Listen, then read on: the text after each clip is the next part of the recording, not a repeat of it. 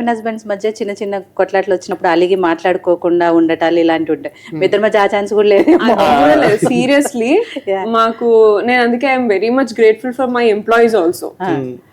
అట్లా ఉన్నప్పుడు కూడా మా ఎంప్లాయీస్ అసలు ఎట్లుంటారంటే కొంతమంది మేము పొద్దున కొంచెం లేట్గా రావడము, లేకపోతే యశ్ వచ్చేసి ఇక్కడ ఉంటాడు, నేను ఇంట్లో లేట్గా రావడం కూడా సార్ తినలేదు అంటే అర్థమైపోతుంది వాళ్ళకి. వాళ్ళు ఇంకేం చేస్తారు, మేడం ఏదో ఒకటి చేస్తారు, మేడం మా స్టూడెంట్ వచ్చిర్రండి, లేకపోతే మాకు ఇట్లా ప్రాబ్లం ఉన్నది, మాకు హెల్ప్ కావాలి రండి అని ఏదో ఒకలాగా ఆఫీస్ కి లాక్కొస్తారు. లేదంటే సార్ నన్ను ఇట్లా ఇట్లా చేసైనా సరే వాళ్ళు దే స్టే లైక్ తినకుండా ఉంటారు, మేము తిన్న తర్వాతనే వాళ్ళు తింటారు. అది అర్థమైపోతుంది వాళ్ళకి కూడా.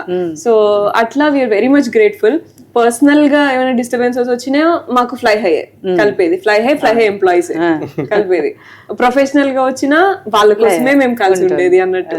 సో అది అండ్ ఎప్పుడు గుర్తు చేస్తారు కూడా మన కోసం. ఇప్పుడు నేను ఏ రోజైనా నాకు అసలు వద్దు పో అనేసి కూర్చున్నా కూడా మన మీద వాళ్ళందరు ఫ్యామిలీస్ డిపెండ్ అయి ఉన్నాయి. నువ్వు బ్రెయిన్ పెడితే నేను బ్రెయిన్ పెడితేనే అవుతుంది. చలో గెటప్. హస్బెండ్స్ మధ్య చిన్న చిన్న కొట్లాట్లు